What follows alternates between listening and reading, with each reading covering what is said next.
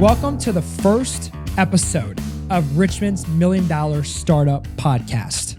Today, I am blessed and lucky enough to have the co-founders of Fabling Built, Casey and Adrienne Fabling, join me today. Fabling Built is a home remodeling service here in Richmond, Virginia, and I have had the pleasure of getting to know Casey and Adrienne well over the last couple years. Today, we're going to dive into their stories and some of the lessons they've learned of taking a company from zero to multi-million dollars. Casey, Adrienne, welcome. Thank you. Yeah, absolutely. Thanks for being here. Thanks for having us. So one of the things, we're going to ask a few different questions. We're going to ask a ton of riveting questions, hard-hitting questions. Okay. But really want to start with the business and then kind of move a little bit more into the personal aspect of both of your lives. So I guess, Casey, Adrienne, if you want to take it away, as far as Fabling Built, tell the listeners about the business and what's going on. All right. Fabling Built, we are a residential remodeling company here in Richmond, Virginia. We really focus on the client experience from the very beginning, first phone call, first interaction, all the way through, and getting clarity and making sure that we're honoring their expectations, their budget, their timeline, and their families. And so a lot of what we do is to make sure that we're delivering that experience and we're delivering consistent communication and being on top of things with, because we've learned that the difference between a good project and a great project is not what the 2x4s look like, but how do they feel about it throughout the project. Communication's big for you guys. Adrienne, anything you want to add there on the business? No, I think he said it well. So I'm curious, and I've heard a little bit myself, but I know a lot of people are going to be curious. What made you start Fabling? Because I know you were in the industry here and there a little bit. So what made you kind of take that step and be like, I'm going to start my own company? Yeah, I actually got my first job in carpentry when I was 14. I was homeschooled. I had a lot of free time on my hands and was bored. So got my first job. And I mean, we worked with a lot of the old growth heart pine. So man, I can smell that sawdust and I'm like 14 again. I love it. So, and then my best friend's dad was a contractor, and subconsciously, and now looking back, I understand this better, but Tony was always around. He was there. He was on the sidelines. Sometimes he was screaming into his phone, and then he put his phone in his shirt pocket and then scream at us on the field. But you know, he was there. He would show up to church with dirt on his pants sometimes because he'd go onto somebody's house and fix something, you know, and subconsciously that, like, I wanted to be present with my kids, and so that was part of it. The flexibility of it was definitely a big part. Yeah. And then I actually went to college and got a degree in something and thought I was going to go somewhere else and graduated. What was the degree in? Communication studies. Okay. Yeah. And so similar to what we're doing now. Well, something. Yeah. It's part of it. Yeah. So, but thought Definitely helped. Yeah. Yeah. Well, I think the minor in theater helped more than anything. That's fair. But I graduated in 2008 and could not find a job. For a year and a half, could not find a job, and was doing handyman stuff. Actually, up in DC, had several people. I was trying to get a job up in DC, and had several people I was working with up there. And one lady said, "Look, you are looking for work while you're working. Why don't you just work? Like, why don't you just stop looking for work?" And so I said, "Well, I know how to make money with these," so I just went all in on that. And that was 2010, 2000. Yeah, around 2008 and 9. And then Adrienne and I, we met in 2010. 2010. We've known each other since we were kids. Oh, really? Yeah. Yeah. Gotcha. So that's a whole we you guys met are both from here? Yeah. Yeah. Gotcha. So we re-met in 2009 and started dating in 2010 and decided we want to start a family and stuff like that. Sure. So I should do this too. Okay, it's time to do this. Right. Which led to, I started Fabling Built in 2015, was working for someone else, was actually working for Tony. I knew that I wanted to do it differently. I wanted to do something different. I wanted to build, I'm not the best employee. I've got lots of experience to prove that. And but just the short version of the story is I actually realized that I had a really good mechanic, and probably not what you're expecting me to say. Dave just takes care of our cars, and anytime I'm thinking something with my vehicle, I just think Dave's going to fix it. So it was that subconscious, like anything with my car, Dave.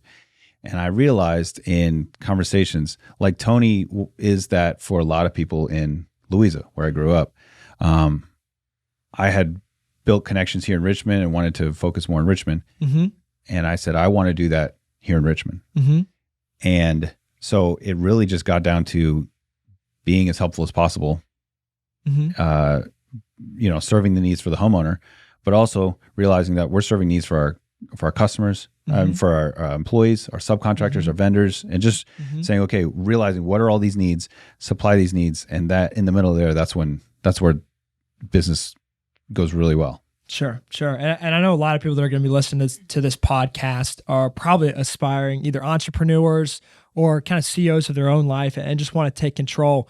And obviously work life and relationships play such a huge factor, outside of the business. So we'll get into the business and the tips and the failures in a second. But I'm kind of curious, when you said you guys re-met in, I guess, 2009, 2010, and then you're kind of working for yourself a little bit, for someone else for a little bit. And then 2015, you guys were like, we're starting to launch it.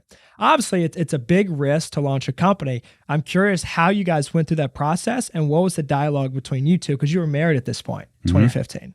Married, we had 4 kids. Oh, you already had 4 kids. Yeah, we had 4 children in 5.5 years. Wow. Yeah, so it's pretty quick. Wow, you guys got busy. We were. Actually, if I can chime in for this, and then you can add.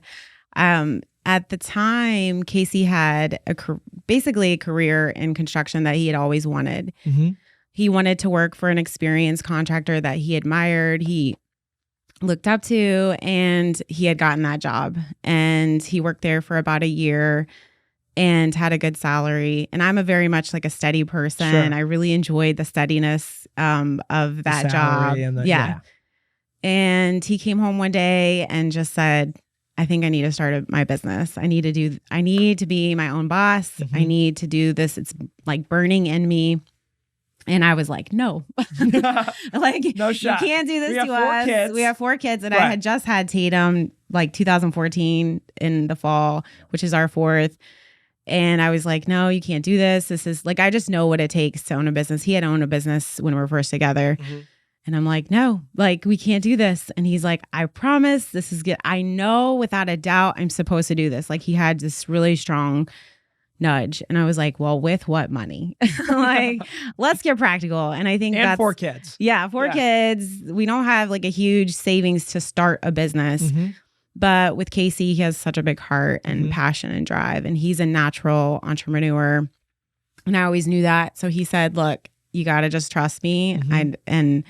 I don't want to rob the story, but he had just turned 30 and his mom had given him like $100 for his birthday or something like that. And he's like, I'm going to take this $100 for my birthday and start this business.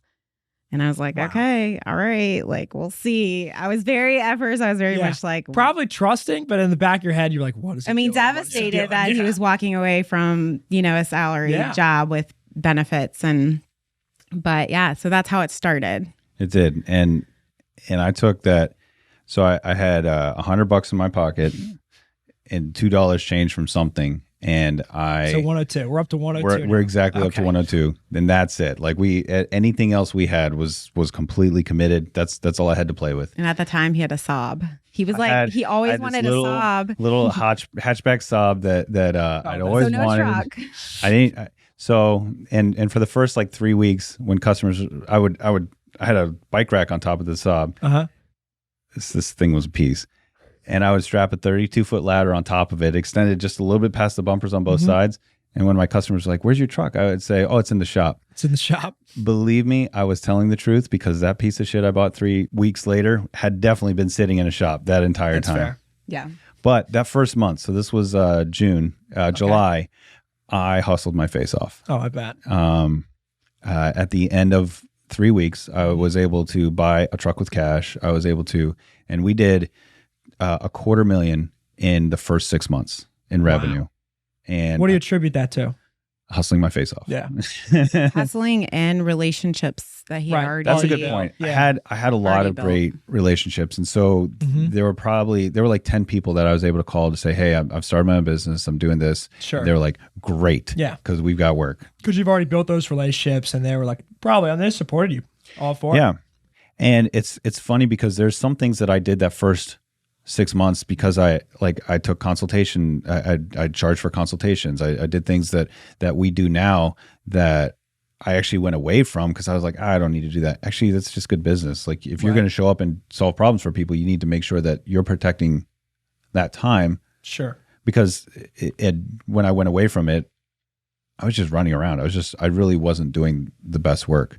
But yeah, I built a team and just showed up and worked hard every day. And Adrienne sacrificed a lot. She was obviously home with the kids. Right. I was around a lot less. And when I was working on proposals. I was, but we were able to, in that first year, we were able to pay off my school loans. We were able to set some money aside, awesome. and it was life-changing. So that, Adrienne, you alluded to it, but that kind of drive, Casey, that you have, do you think that's something that you developed through life, or do you think that's something that from a young, when you're 8 years old, you were just like always wanted to build something? I think it was there. Yeah. I I personally, just from following a lot of entrepreneurs, like I think you can be an entrepreneur and have any kind of different personality, but I think there's a special drive that entrepreneurs have that most people don't. Yeah. Well, you're just set apart by your personality and your motivation, I think. I want to add to that because I listen to a lot of like really successful entrepreneurs, and if you ask them, what was it about? And they always say, oh, follow your passion. There's a lot of things that they say. And the reality is that's partially true, right? Because there's a lot of passions. I mean, you love golf, but following your passion of golf isn't going to put you on the PGA. No. I wouldn't be making any money. It's probably going to cost you a lot of money. It's going to cost me a lot of money. Yeah. Now you're good. I played with you, but you're good compared to me and compared, and but you enjoy it. Right. Yeah. And the reality is like my passion coincided with something that I could make money at. Which, yeah. And the other thing is what I've learned over the last years is I've had to hone a lot of skills. Like you said, did I have this since I was a kid? Now that I have 4 children and I have kids who are similar to me, I had something as a kid, but some kind of drive or some kind of massively chaotic energy that's not focused at all. It's like just a constant bomb going off. That's not how you need to focus that. And so, it took decades of learning how to focus that energy and to do that. But did I know any of that when I started the business? No. Did I know what I had learned up to that point or what I would learn from there? Not at all. Right. So let's dive in a little bit to more of the business side, as far as successes, challenges, and different, and obviously failures along the way. But so you started in 2015, and obviously with Adrienne, you stay on the kids, and you're working your face off, quote unquote. What were some of the biggest challenges, would you say, in the first 3 years of business? One of them was, so Adrienne, when she was home, she was running the books and she was learning QuickBooks. I say that with what we knew then versus what we know now. It's like we were so proud of what we knew. Right. And I would look at myself to have those first 6 months and be like, congratulations, you graduate kindergarten. It's like I felt like I knew so much, but it's really, but that's what a lot of it did, was a lot of it was figuring out how to communicate, how to track things, how to make sure that you're putting the right things in the right direction. I feel like that, just figuring that part out is one of the toughest. Like, what is the right direction? Yeah, and it changes. So more adaptability, flexibility as far as challenges go, it sounds like is really tough. Yeah, a lot of people have heard the quote falling forward or failing forward. Yeah. And I think that's kind of with any business, you're not going to always be prepared for specific challenges. I mean, you can have a lot of mentorship or you can read a lot, which we do. But every business is gonna have unique problems to solve. And I think just learning from those and not giving up and filling yourself with positive, mentors. I mean, we listen to a lot of podcasts, so we keep ourselves full of information, of encouragement, of, just receiving, because you can't give from an empty cup. So if we're leading a company or we're having to make really hard decisions, we need to be equipped and have wisdom. And so I think there was a lot of obstacles in the beginning of just, trial by error, trying things, hiring certain people, realizing it wasn't a good fit, realizing this is what we really need, in this position as a company. Because there was a lot of hiring just based out of we were so busy.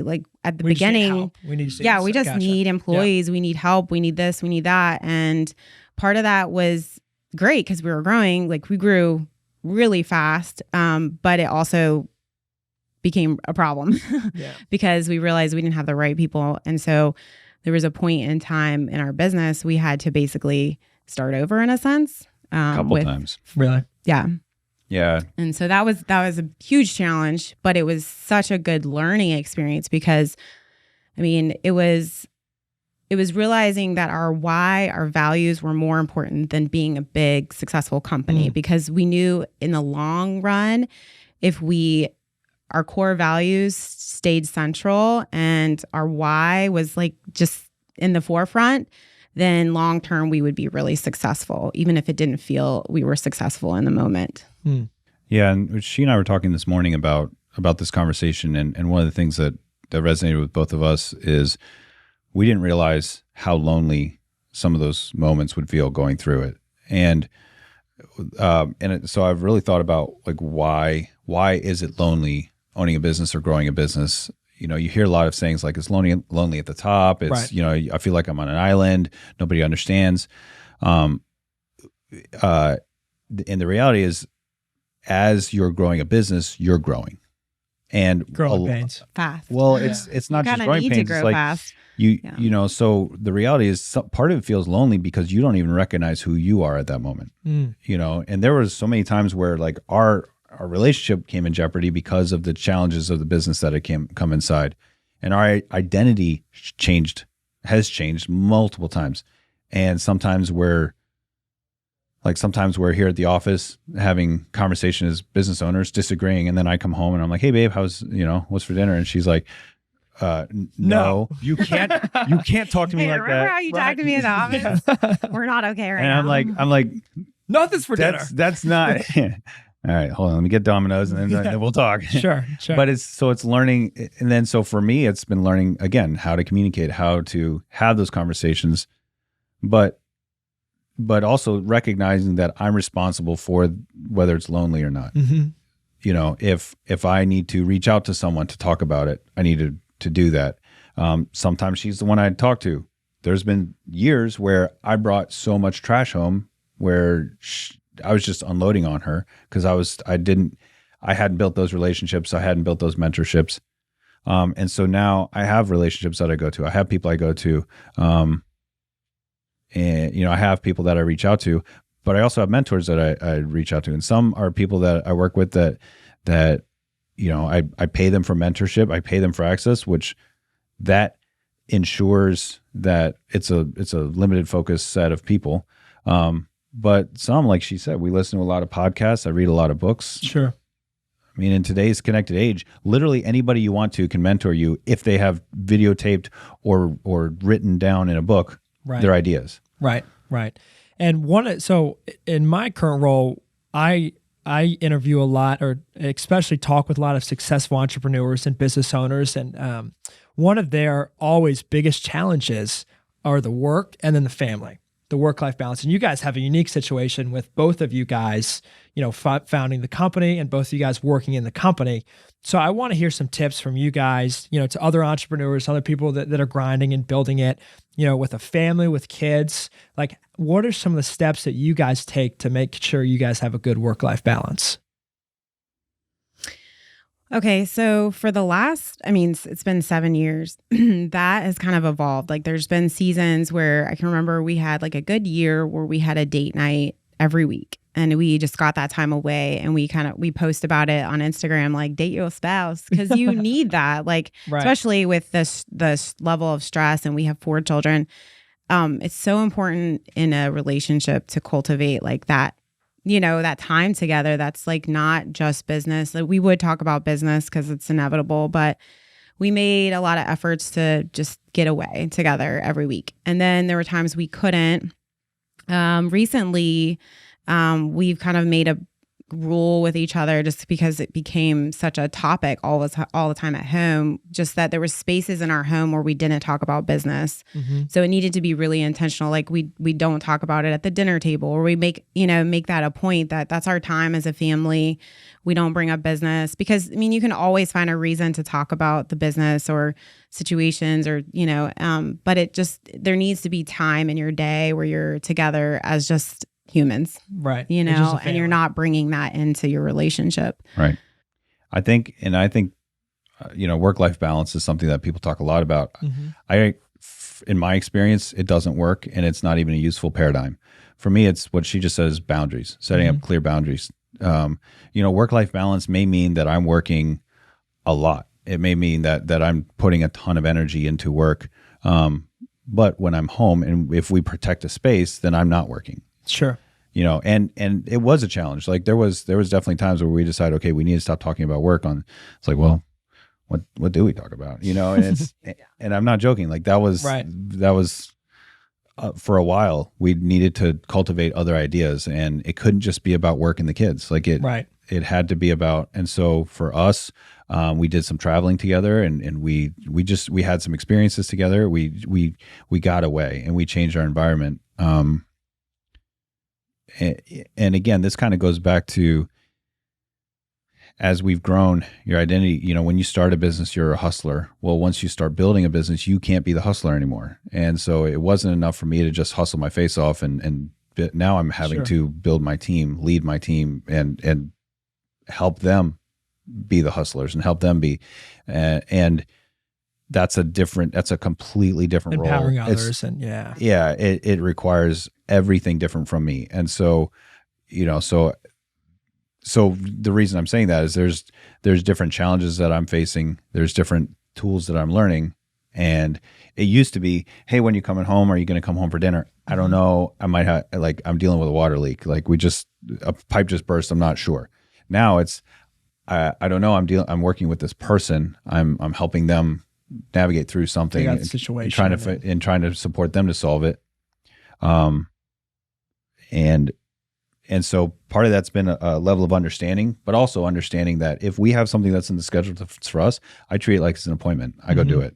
It's on the calendar, and it's yeah. So if that's a kid's thing, if it's dinner, like my calendar has personal stuff locked in. So right. Well, I would like to add, as like his partner in this business and his partner in life, that I've seen like such a drive for Casey to like make his family important, that he would not choose his business. I mean, there's times that he's had to make those hard, choose the business over his family, but it's never long term. And I would say, like, I follow a lot of entrepreneurs who are on their like second, third marriage, and you can definitely hustle your family away. Right. And that's something he's chosen not to do. And I think that in the long term will make the biggest difference. Like he might not have the short term game of being a billionaire, which is what he wants now. But it's because he sacrifices, no, I'm going home to my family. And it's something that we tell our employees too. Like we do not make our employees hustle to death. We do not make them work longer hours and 40 hours a week. And we talk a lot in our company about family first. That's one of our core values. And I saw it up there. So I mean, that's important to us. So why would we not, embody it? Yeah. And so we tell our employees, like, look, you need to have a life outside of work. We expect you to have passions and things you pursue, and you go home to your family. And yes, you could hustle longer hours and make more money, but it doesn't create a culture of like loving your job and being happy and feeling fulfilled, and also making sure you have your family forever. Yeah, it's a trade-off, right? You know, and there's a lot of great stories about people on their deathbeds, and there was a really good book about this, and it's like, you know, they don't sit there and say, oh, I wish I'd spent more time in the office, or I wish I had more money, or one more million, or like, yeah, I wish I had time with my family. I wish I had. And so, you know, I've just made really intentional decisions to make sure that, like, when our kids were born, I would spend time at home and just make sure, and we extend that to our team. So, like, for example, we have paternity leave for 2 weeks, and I don't know another construction company that does. And so when we first rolled that out, my HR team was like, I don't know another construction. And I said, I get that. I know people who literally went back to work immediately after the baby was born. And they're like, well, I have to be at work. Or they were there the next day, or I think the shortest time I took was like 3 days. And like, looking back, I don't have that time back. Right. We had a young man on our team who he had their second last year, and I had heard from somebody else that he was planning to come back to the office the next day. And I said, look, man, on your honor as a man, I don't see your face for 2 weeks. He said, that's awesome. You're kidding me, right? I said, dude, I'm serious. If I see your face, I will knock your teeth out. I said, I'm paying you to stay away. And he said, but you know, I can't. And I said, no, yeah, you can. You will. Like, you cannot come here. He said, well, I'm going to answer my phone. I said, well, I can't stop you from doing that. And he did. And I heard from the people on the team, he did manage his phone a little bit, but then he also put it away. Good. And I saw him 2 weeks later. He's like, dude, I will never get that time back. And I said, you are exactly right. Yeah. And there's a litmus test that I do. Will I remember the challenge that I had today, or will I remember that time with my family? And so I asked my team members the same, like, will you remember this day, or will you remember that trip, or that occasion, or that time that your kid was sick and you took him to the doctor, and, you know, took care of him. And yeah. And so it's that balance of why we have the family first policy, because there's a certain sphere of responsibility that I have as Fabling Built that will always be there. The members, you know, my team members who are here, their responsibility extends to their families. Well, if they have to leave, we can close that gap with somebody else, right? We can continue the work. We can continue. They are the last person responsible. And so that's what the family first. And that's something that came out of my desire to be with my family, to have great memories with my kids. Yeah. And to not say, I miss that. Yeah, that's awesome. I feel like a lot of it is how you define success. And it sounds like the way you guys are defining success, or definitely partly business, but definitely majority family as well. Yeah. And it's interesting because we hire and fire based on our core values. And people say that. When you start doing it, you realize, whoa, I'm literally about to make this decision that's going to be a bad business decision, because it's the right decision for the core values. And this is what we've said, this is what we agree, and this is how we make decisions. Is this the right decision? And so that is not a short-term success. But the long game for sure. But it's the right decision. And so it's having that kind of litmus test. Again, it's boundaries. It's not, oh, did I get enough family time? It's like, no, this is the boundary. Am I within that boundary? Yeah, that's great. So let's shift a little bit from work-life balance to, like I said, when 2015, you guys started the company. Obviously, 7 years later, you guys are doing pretty well. As far as up to 30 plus employees, multiple millions of revenue, and from the outside looking in, you guys are doing really well. So I want to ask, for a lot of entrepreneurs out there too, and a lot of people in the embryonic stage, what are some tips that you would give aspiring entrepreneurs? There's a lot. I feel like there's so much. Where do we start? I bet. Just do top three. Top three quick tips you would give entrepreneurs. I think in the last couple of years, we've learned to not be afraid to hire, to pay better, to have the benefits, which is where you came in, and to pay people what they're worth and see the results in that. A lot of times we would hire at a lower salary and we were getting the less experienced employee. And we've just seen a lot of benefits in spending the money, not being afraid to reinvest in your business. Of course, we'd love it to be in our pockets, but again, I go back to the long term. you're reinvesting in your business, you're doing the things like we do, quarterly parties for our team, just gatherings, like we've gone to the skating rink and bowling alley and baseball. That's cool. putt-putt. And it's Flying just squirrels. Yeah. You guys yeah. flying squirrels And recently. we That's cool. spend that money because we want to reinvest in culture and just spending time together as a company outside of work. But reinvesting, so don't be afraid to invest in your business. And it may feel like you're losing money, but in the long term, you're building something bigger that is going to be longer lasting if you take care of your people. Yeah.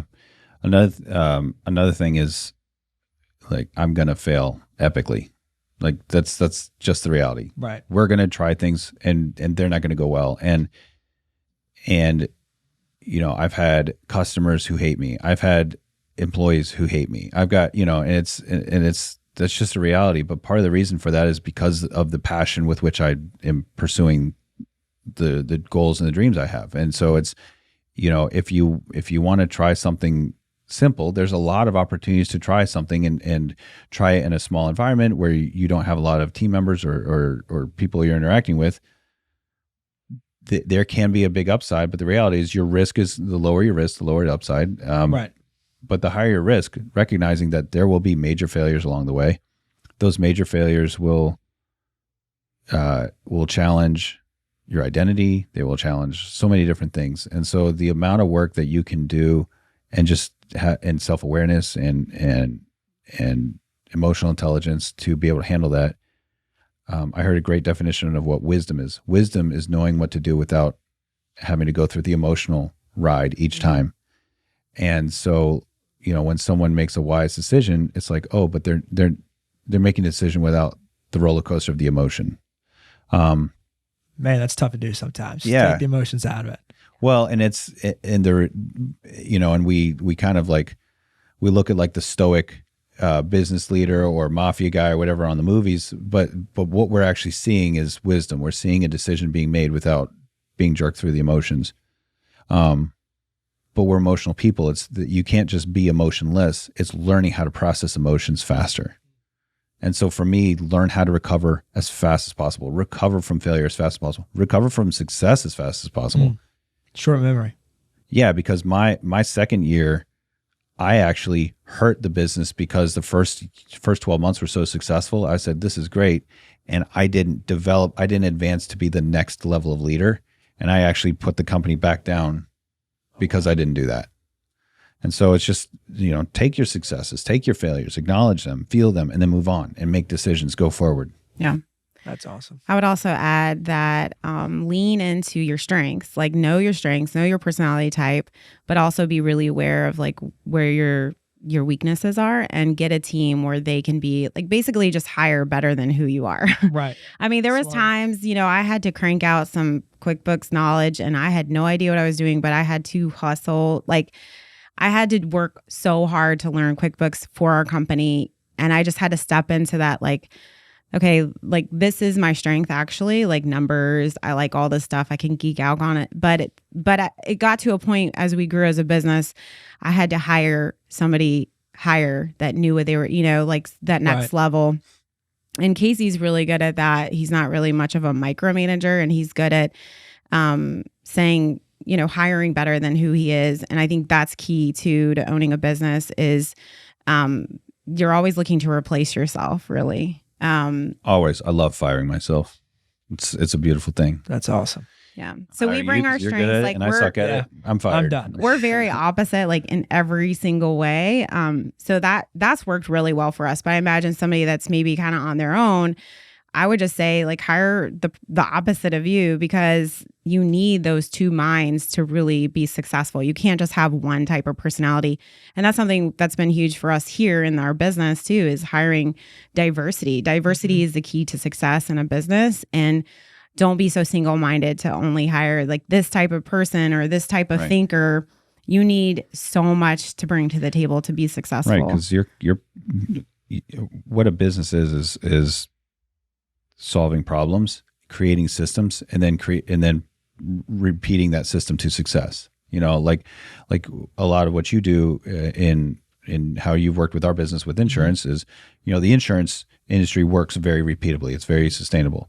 What your skill set is connecting with people and understanding what the needs are and connecting that to a system. Now, I don't understand insurance. Right.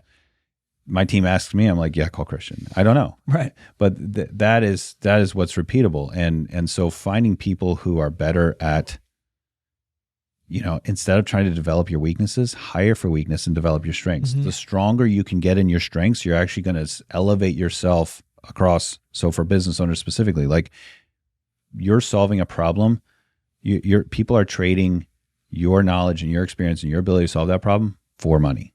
And that exchange is it's not an equality exchange. You're actually creating value. And so the more value you can create, the more you have strength of your skill, of your ability, the more, the more value you can create, the more that's worth. And so there's a saying that help people get what they want and you get what you want. Well, if you help more people, a scale or a real high quality of helping them, that increases the value that you're providing. Again, for us, we're focused on providing that value to our customers, to our vendors, to our subs, to our employees. And the odd thing is what that extends out to is when we focus on our core values of quality, family, transparency, that extends to our community. That extends to where we see our employees having better families, better transparency, better quality of life, and seeing all these things trickle out to where you realize that as a business owner, you are creating an economy. I pay attention to the news, but I don't obsess about the news. Sure. And, recession coming and all these things. The reality is the economy that I am involved in is going to be what I choose it to be. Because if I come in with fear and I come in with saying yes, this and doubt, then guess what? I am going to be a victim of that. But if I come in saying, okay, I'm seeing empirically what these decisions are doing, what this is happening, what this means. Like, for example, lumber prices tripled 300% in a month in August of 2020. We were framing an addition. That addition cost me money because I chose to honor the proposal that I put together and move forward. I went to lumber suppliers and I found out, tell me why, help me understand. And I learned that the cost of lumber had been artificially suppressed for 25 years. Wow. And all of that. Yeah. A lot of people were like, oh, you saw the TikTok videos. Oh, they're stocking lumber. No, that wasn't true.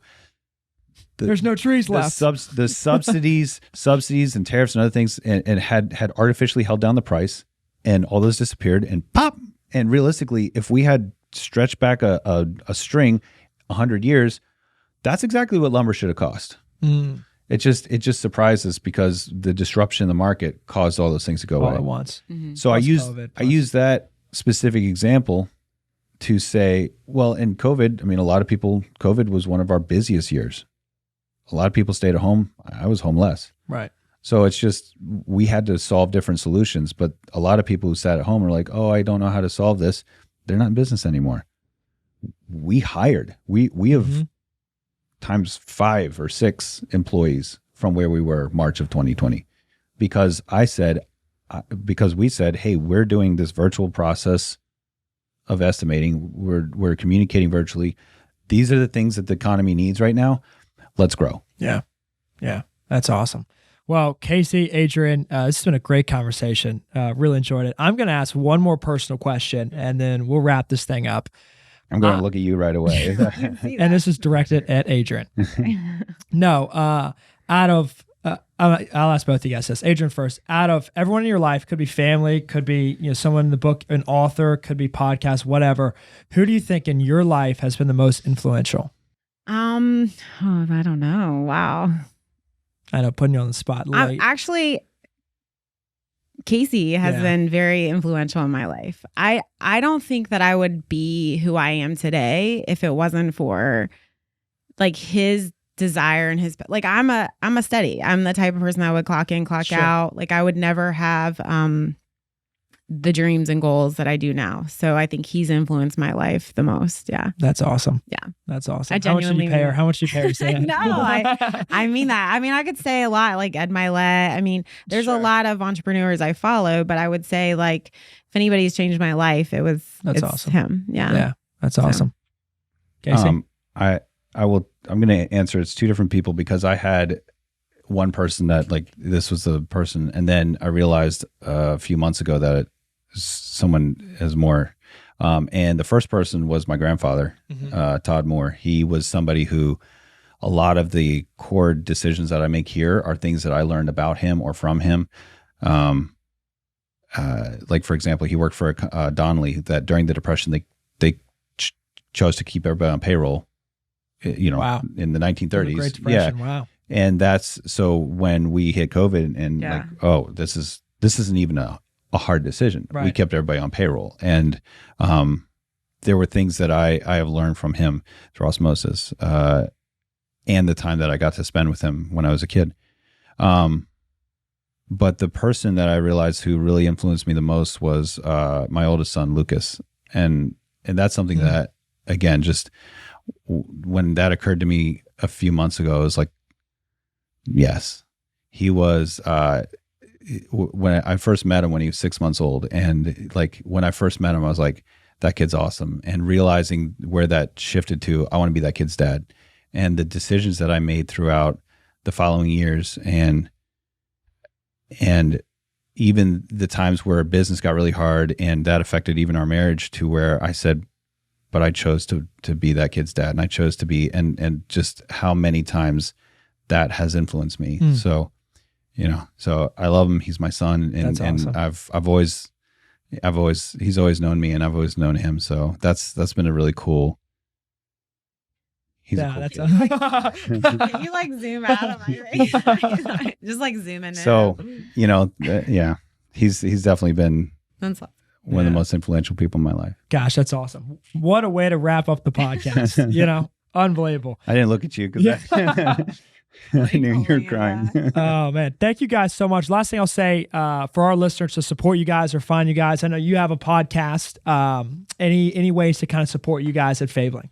Yeah, you can find us at fablingbuilt.com, Fabling Built on Instagram, Fabling Built on Facebook. I mean, I have a really unusual last name, and there's times where like when customers are frustrated or upset, I'm like, look, if I wanted to be a fly-by-night company, I would have picked a different name. Right. Right. Yeah, you can find me, but no, I'm the only Casey Fabling there is. She's the only Adrienne Fabling there is,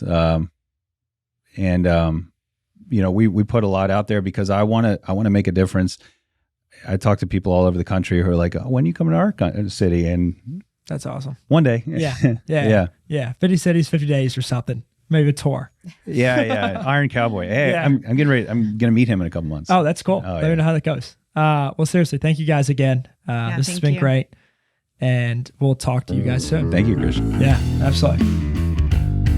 Thanks for listening to this episode of Richmond's $1 Million Startup Podcast presented by BenX.